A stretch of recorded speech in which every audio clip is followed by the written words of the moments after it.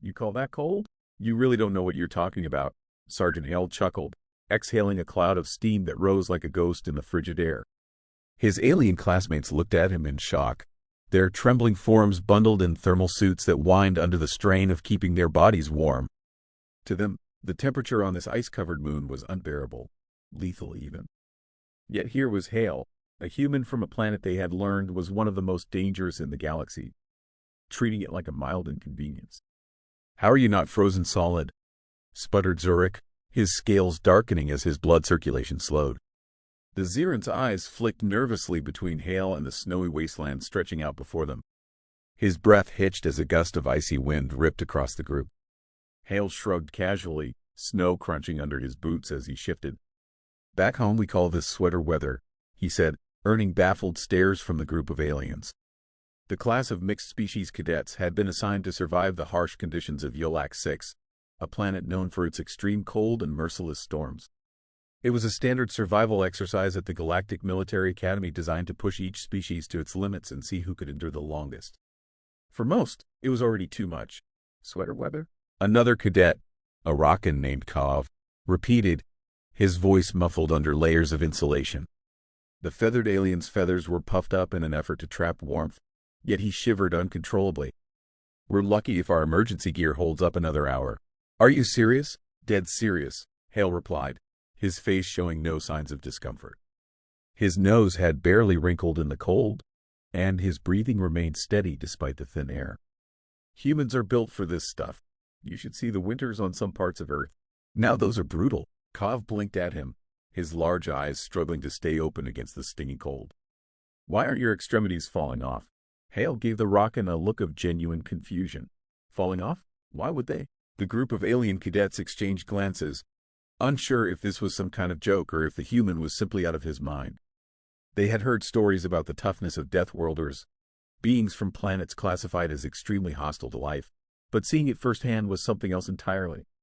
Hale stood there as though they were on a casual stroll through a temperate garden, while they were huddling together, their breath turning to frost. Zarx's mandibles clicked in frustration. This is impossible. My physiology is perfectly adapted to withstand heat, and even with top-tier tech, I'm barely functional. However, he trailed off, not knowing how to finish the sentence.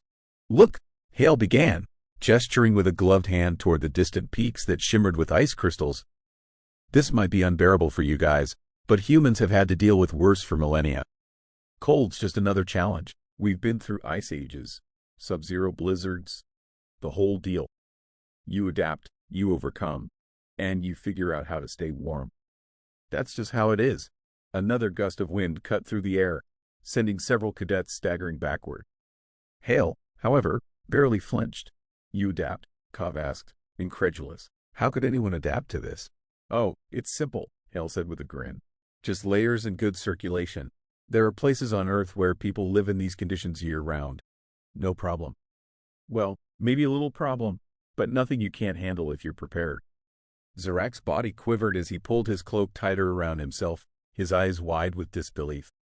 "But you're not prepared. You're wearing standard-issue gear like the rest of us." Hale looked down at his simple cold weather gear, a far cry from the complex thermal systems his fellow cadets wore, and smirked. "Yeah, well, that's because I'm from a death world, remember? Earth got some pretty nasty tricks up its sleeve, and cold is just one of them." "This is just one?" Kov croaked, his beak twitching as he tried to stay composed. "Well, sure," Hale replied casually, rubbing his hands together to generate a bit of warmth. "It's one of the easier ones, actually. The cold's predictable. You can prepare for it, find ways to deal with it. You know what's coming. It's the unpredictable things that get you." Back home, Kov made a sound somewhere between a cough and a groan. "This is easier? You think this is cold? Wait until you hear about frostbite." Hale chuckled. Zarx's mandibles twitched nervously. "I'm not sure I want to know." Hale tilted his head as if considering something. "Nah, maybe not. You guys have it rough enough as it is. But really, the trick is to not think about it too much. Once you get past the initial shock, you focus on moving, staying active. That's the key." Zurich and Kov exchanged worried glances. Their species, neither built for endurance nor the cold, were at the brink of collapse.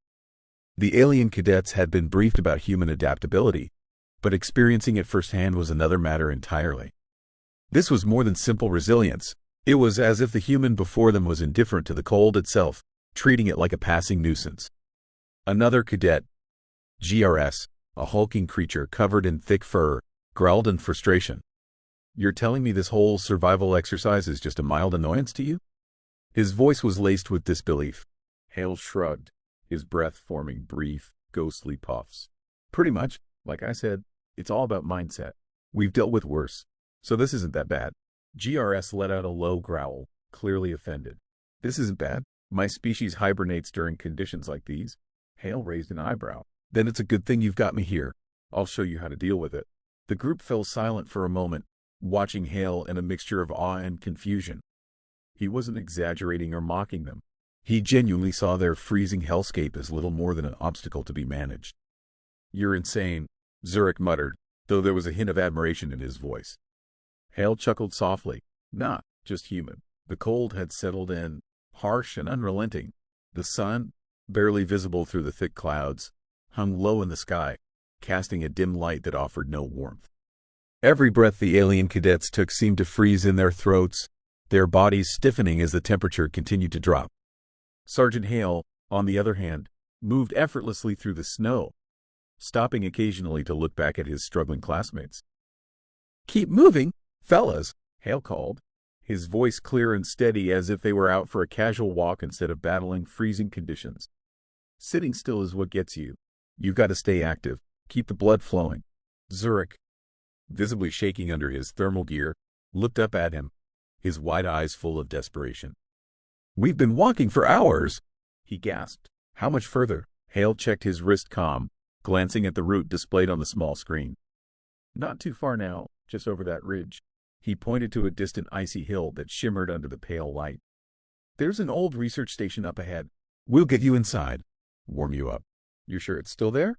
Cobb asked, his voice weak. His legs wobbled beneath him, and he swayed slightly as the wind howled around them. His feathers, usually bright and iridescent, had dulled under the cold. Hale gave him a reassuring nod. "It's there. Don't worry. Just stay with me." GRS, the largest of the group, let out a low rumbling growl as he trudged through the deep snow.